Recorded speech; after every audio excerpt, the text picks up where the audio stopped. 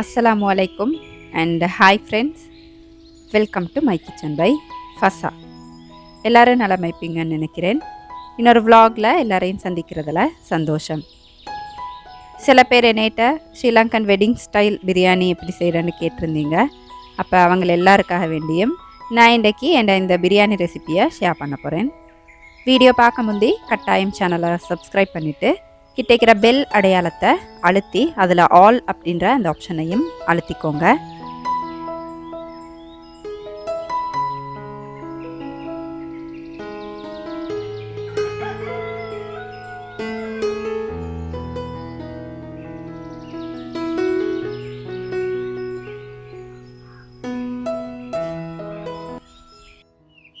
வீட்டில் இந்த மின்ட்டுன்னு சொல்லுவோம் இல்லையா, புதினா கீரை, அது நல்லா தழைச்சி இருந்துச்சு. அப்போ அதையும் பறிச்சுட்டு கார்டனில் இருக்கிற இன்னும் சில அறுவடைகளையும் பறிச்சுட்டு இன்றைக்கி இந்த பிரியாணி செய்வோம் அப்படின்னு தான் பறிச்சுட்டிருக்கிறேன். நிறைய பேர் என்னைட்ட இந்த மின்ட் எப்படி வளர்க்குறேன்னு கேட்டிருந்தீங்க. இதில் நல்ல முத்தின தடிப்பமான தண்டை நீங்கள் நிலத்தில் வச்சு அதுக்கு தேவைப்படுற போது மட்டும் தண்ணி ஊற்றினாலே இது நல்லா செழிப்பாக வளரும். வேறு பெருசாக உரங்கள் நான் இதுக்கு போடுறல. வளமையாக மற்ற மரக்கறி கண்டுக்கு என்னென்னலாம் போடுவேனோ அது மட்டும்தான் போடுவேன். அப்போ அதையும் பறிச்சுட்டு பச்சை கொச்சிக்காய் கொஞ்சம் பறிச்சுக்குவோம் அப்படின்னு தான் பறிச்சுட்டிருக்கிறேன்.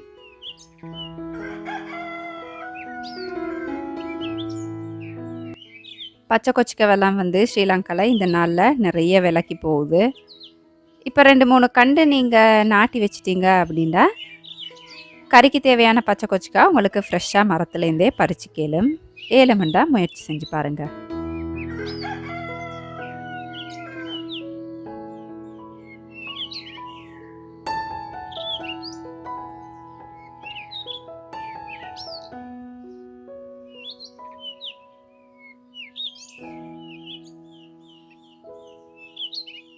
நான் இன்றைக்கி பிரியாணி மசாலா அரைக்கிறதுக்கு அன்னாச்சிப்பூ, கருவேப்பட்டை, ஏலக்காய், கிராம்பு, கொத்தமல்லி விதை, நச்சீரகம் விதை, அதோட கருவாயிலை சேர்த்திக்கிறேன்.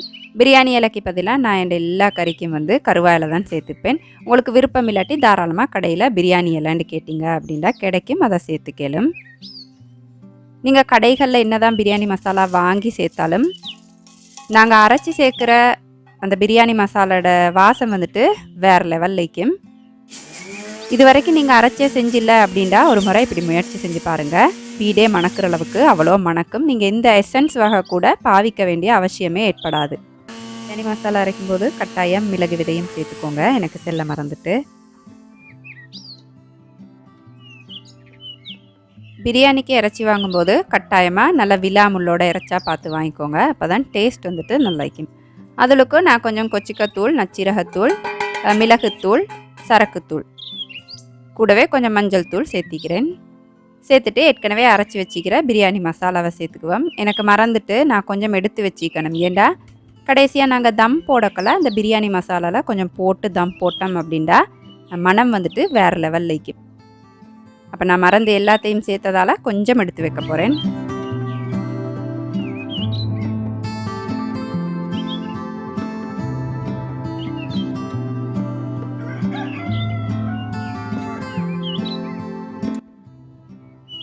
இப்போ இதுக்கு கொஞ்சம் கொரக்கா பேஸ்ட் அப்படின்ட்டு நீங்கள் கடைகளில் கேட்டால் கிடைக்கும். இதுவும் போட்டு இந்த இறைச்சை மேரினேட் பண்ணி வச்சோண்டா நல்லா டேஸ்ட் ஆகிக்கும். அதோட கொஞ்சம் தயிரும் சேர்த்துக்கிறேன். நீங்கள் கொரக்கா பேஸ்ட்டு சேர்த்தாண்டா தேசிக்க புளி கூட சேர்க்க வேண்டிய அவசியம் ஏற்படாது. இந்த புளியெல்லாம் நல்லா இறைச்சுள்ளுக்கு ஊறி டேஸ்ட் நல்லா இருக்கும்.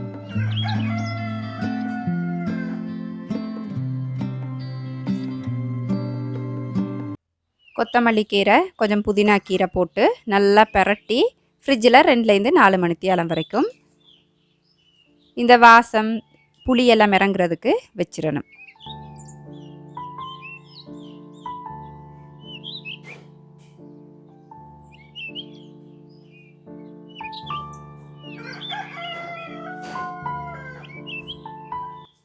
அதோட தேவைப்படுற வெங்காயம், தக்காளிக்காய் எல்லாத்தையும் வெட்டி வைக்க போகிறேன். நான் இன்றைக்கி செய்கிற ரெசிபிஸ்ட அளவுகள் எல்லாமே டிஸ்கிரிப்ஷனில் தந்திப்பேன். டிஸ்கிரிப்ஷன் அப்படின்னா என் வீடியோக்கு கீழே குட்டியாக ஒரு அம்பு குறிக்கும். அதை அழுத்தி பார்த்தீங்க அப்படின்னா உள்ளுக்கு நான் எல்லாம் டைப் பண்ணி வச்சுப்பேன். அதோட இப்போ பிரியாணி செய்கிறதுக்கு தேவையான அளவு எண்ணெய் சேர்த்திக்கிறேன். அதோட கொஞ்சமாக நெய் சேர்த்தாலே தாராளமாக போதுமைக்கு.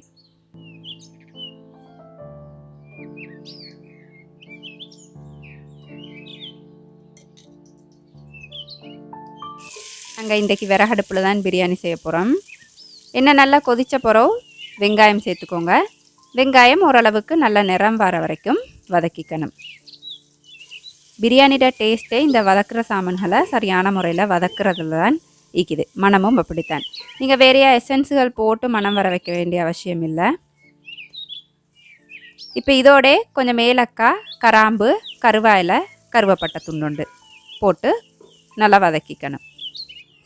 அதோட அன்னாசி பூ ஒன்றும் சேர்த்துக்கோங்க. அப்போ நல்லா வாசம் வைக்கும்.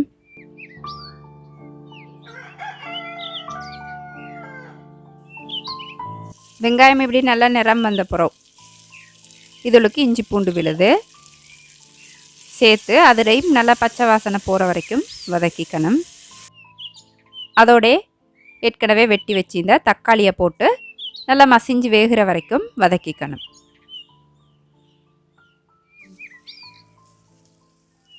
கேஸில் பண்ணுறீங்க அப்படின்னா நெருப்பை வந்துட்டு அளவாக வச்சுக்கோங்க. கூடுதலாக வச்சிட்டிங்க அப்படின்னா சில சந்தர்ப்பங்களில் தீஞ்சிரேலும். இப்போ தக்காளிக்காவும் நல்லா வதங்கின பிறகு தேவையான அளவு பச்சை கொச்சிக்காய் உங்களோட காரத்துக்கு ஏற்ற மாதிரி சேர்த்துக்கலும். சேர்த்து அதையும் வதக்கிக்கணும். அதோட நான் ஏற்கனவே வெட்டி வச்சிருந்த கொத்தமல்லி கீரை, அதுக்கு பிறகு புதினா கீரை, இது வந்துட்டு உங்களோட விரும்பின அளவு சேர்த்துக்கலும். சில பேருக்கு நிறைய போட்டால் விருப்பம், சில பேருக்கு விருப்பம் இல்லை. அப்போ உங்களுக்கு எவ்வளோ விருப்பமோ அந்த மாதிரி சேர்த்துக்கோங்க. ஆனால் சேர்த்தா வந்து நல்லா மணமாய்க்கு.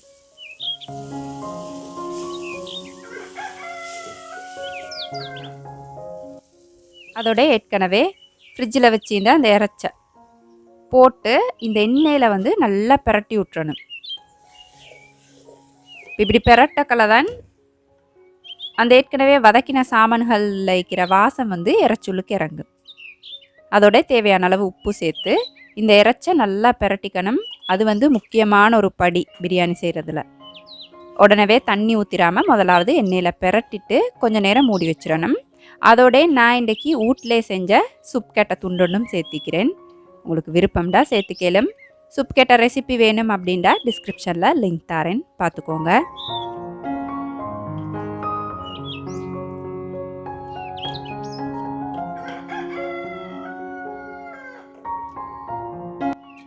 இப்போ இதை கொஞ்சம் நேரம் மூடி வைப்போம். ஒரு 5-6 நிமிஷம் மூடி வச்சா போதும்.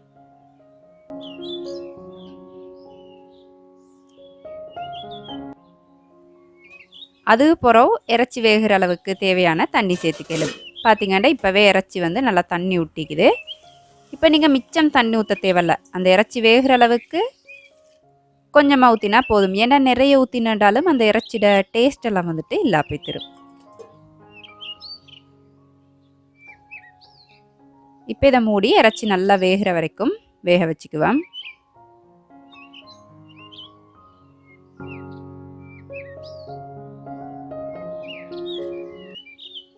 இப்போ இறைச்சி வந்து நல்லா கொதிக்கலை. நல்லா பெருசாக வெட்டி வச்சிக்கிற கிழங்கு கொஞ்சம் சேர்த்துக்கோங்க. இப்போ ஸ்ரீலங்கா பிரியாணியோட சில இன்க்ரீடியன்ட்ஸ் வந்துட்டு வித்தியாசம் வைக்கும். இப்போ இந்த கிழங்கெல்லாம் வந்து ஸ்ரீலங்கன் பிரியாணியில் தான் சேர்ப்பாங்க. அதோட கொஞ்சம் தக்காளி சோஸ் சேர்த்திக்கிறேன். அதோட வந்து கொஞ்சம் பொரிச்ச வெங்காயம், பொரிச்ச திராட்சை, கஜு, இதை நீங்கள் சேர்த்து இது வரைக்கும் செஞ்சில்லண்டா இப்படி செஞ்சு பாருங்கள். பிரியாணி வந்து அவ்வளோ மணமாய்க்கும். நீங்கள் எவ்வளோ பொரிச்ச வெங்காயம், இந்த காய்ந்த திராட்சை, கஜு எல்லாம் சேர்க்குறீங்களோ அந்தளவுக்கு வந்து வாசமாய்க்கும். இப்போ திராட்சை, கஜு சேர்க்காட்டியும் பரவாயில்ல, பொரிச்ச வெங்காயம் கட்டாயம் சேர்த்துக்கோங்க.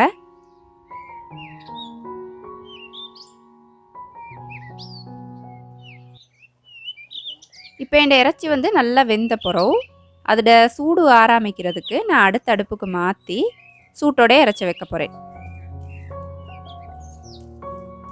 அப்போ தான் தம் போடக்கலை அரிசி வந்து குழஞ்சிராமல் சரியாக வரும். இப்போ அதே அடுப்பில் அரிசை நான் வந்து அவிச்சு எடுக்க போகிறேன்.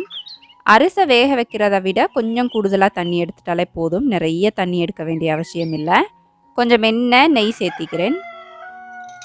அதோட வாசனை திரவியங்கள் கருவேப்பட்டை, ஏலக்காய், கிராம்பு, கருவேப்பிலை சேர்த்திக்கிறேன். சேர்த்து தேவையான அளவு உப்பு சேர்த்துக்கோங்க. உப்பு வந்து எப்போவுமே நல்லா கரிக்கிற மாதிரி சேர்த்தாதான் சோத்துக்கு வந்து சரியாக வரும். அதோட நான் இன்றைக்கி வீட்டிலே அவிச்சு குத்தின கீரி சம்பா அரிசி எடுத்துக்கிறேன். இதை நல்லா கழுவி 30 நிமிஷம் ஊற வச்சுட்டு அதுக்கு பிறகு தான் இதை நான் வேக வச்சுக்க போகிறேன். சோறு வந்து நீங்கள் அரை வேகுவலோட இறக்கினாலே போதும். நல்லா கொதிக்கக்கலை 2 நிமிஷம் வச்சு எடுத்துட்டாலே தாராளமாக போதும் வைக்கும்.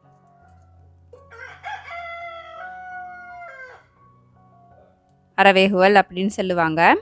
2லேருந்து 3 நிமிஷம் வச்சாலே தாராளமாக போதும் வைக்கும். எடுத்து வடிகட்டிட்டு இந்த தண்ணியை கட்டாயமாக வீசிற வானம், ஏன்னா எங்களுக்கு தம் போடக்கலை தேவைப்படும்.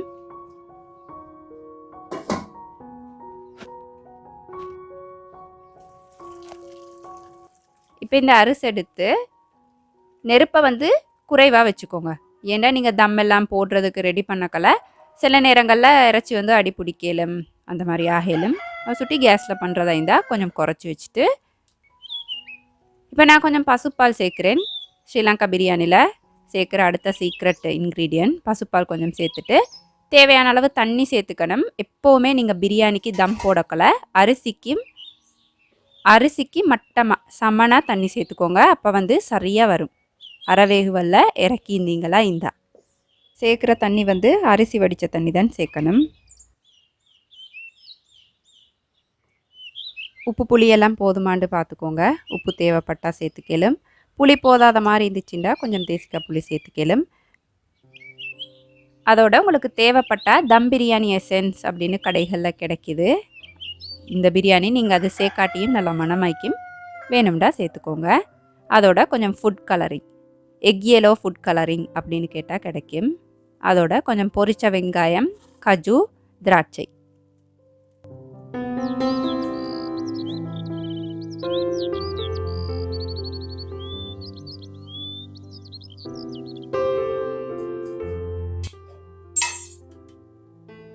அதோட ஏற்கனவே நாங்கள் அரைச்சி வச்சிருந்த பிரியாணி மசாலாவையும் கட்டாயம் தம் போடக்கலை சேர்த்துக்கோங்க. இப்போ தேவையான அளவு கொஞ்சமாக நெய்,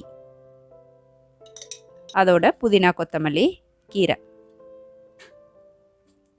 போட்டுட்டு இப்போ நான் காட்டுற மாதிரி தான் நான் அடுப்பில் வந்து தம் போடுவேன். நீங்கள் கேஸில் பண்ணுறீங்க அப்படின்னா நல்ல லோ ஃப்ளேம் வச்சு நல்லா தண்ணி வத்துற வரைக்கும் தம் போட்டு எடுத்துட்டா போதும். அடி தடிப்பமில்லாத பாத்திரம் பயன்படுத்தினீங்க அப்படின்னா கீழே ஒரு ரொட்டியோடு அப்படி இல்லாட்டி பேன் வச்சுட்டு அதுக்கு மேலே இந்த பிரியாணி சட்டியை போட்டு தம் போட்டுடலும். ஆனால் நீங்கள் இது வரைக்கும் அடுப்பீந்து கூட அடுப்பில் பிரியாணி செஞ்சில்ல அப்படின்னா இப்போ நான் காட்டுற மாதிரி ஒரு முயற்சி செஞ்சு பாருங்கள். கேஸில் பண்ணுறீங்களா இருந்தால் 20லேருந்து 30 நிமிஷம் நல்லா லோ ஃப்ளேம் குறைஞ்ச நெருப்பு வச்சு தம் போட்டுட்டா சரியாக வரும். அதோட தயிர் சம்பல் கொஞ்சம் செய்கிறதுக்கு வெங்காயம், பச்சை கொச்சிக்காய், உப்பு, மிளகு, தயிர் கூட கொஞ்சம் மயோனைஸ் சேர்த்துக்கோங்க. சேர்த்து நல்லா பிசைஞ்சு எடுத்துட்டா தயிர் சம்பல் வந்துட்டு ரெடி ஆயிடும். இப்போ எங்களோட பிரியாணி பார்த்தண்டா எந்த வித அடி பிடிக்கிறது, குழஞ்சி போகிறது எதுவுமே இல்லாமல் பர்ஃபெக்டாக தம் ஆகிக்கும். இப்படி மேலால் தம் வச்சிங்க அப்படின்னா இது லேசி, உண்மையிலே அடி பிடிக்காது. நீங்கள் டென்ஷன் ஆக வேண்டிய அவசியம் இல்லை. அது பாட்டுக்கு நல்லா தம் ஆகி அப்படியே இருக்கும். மேலால் அரிசி மட்டும் கொஞ்சம் ரஃப் ஆகிக்கிற மாதிரி இருக்கும். அப்போ அதை நல்லா இப்படி திருப்பி போட்டுட்டு கொஞ்சம் நேரம் மூடி வச்சுட்டேன்டா அதுவும் சாஃப்ட் ஆயிரும். அதுக்கப்புறம் உங்களுக்கு பரிமாறிடும். இப்போ இந்த பிரியாணி வந்து நீங்கள் எந்த வித ரோஸ் வாட்டர் எசன்ஸ் எதுவுமே சேர்க்காட்டி கூட அவ்வளோ மணமாக அவ்வளோ டேஸ்ட் ஆகிக்கும். ஏலம் அப்படின்டா இந்த பிரியாணியை கட்டாயம் ஒரு தடவை முயற்சி செஞ்சு பாருங்கள்.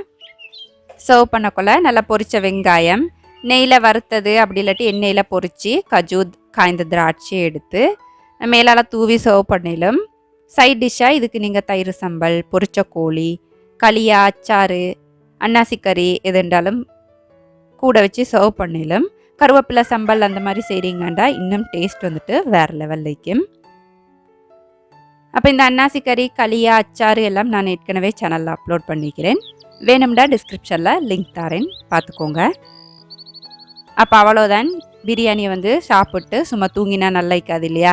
அதனால் நான் எப்போவுமே இப்படி ஹெவியாக சாப்பிட்ற நாளைக்கு என்னவாவது கிச்சன் க்ளீனிங் அந்த மாதிரி செய்ய தொடங்கிடுவேன். அப்போ அது நல்லா செமிச்ச மாதிரி மீக்கும். நல்லா சாப்பிட்டாச்சு, நல்லா சாப்பிட்டு இப்படி என்னவாவது வேலை செஞ்சிட்டோம் அப்படின்னா அந்த சாப்பிட்ட அந்த பாரம் வந்துட்டு உடம்புக்கு விளங்கவே விளங்காது. அப்போ இப்படி தான் இந்த பகல் வேலை வந்து பேத்திச்சு. இந்த வீடியோ உங்களுக்கு சுவாரஸ்யமாக இருந்திக்கும் அப்படின்னு நினைக்கிறேன். ஸோ லைக் பண்ணுங்கள், ஃப்ரெண்ட்ஸ் அண்ட் ஃபேமிலி கூட ஷேர் பண்ணிவிட்டு மறக்காமல் சேனலை சப்ஸ்கிரைப் பண்ணிக்கோங்க. அளவாக சாப்பிடுங்க, அந்த அளவில் ஆரோக்கியத்தை அதிகமாக சேர்த்துருங்க. வாழ்க வளமுடன். தேங்க்ஸ் ஃபார் வாட்சிங்.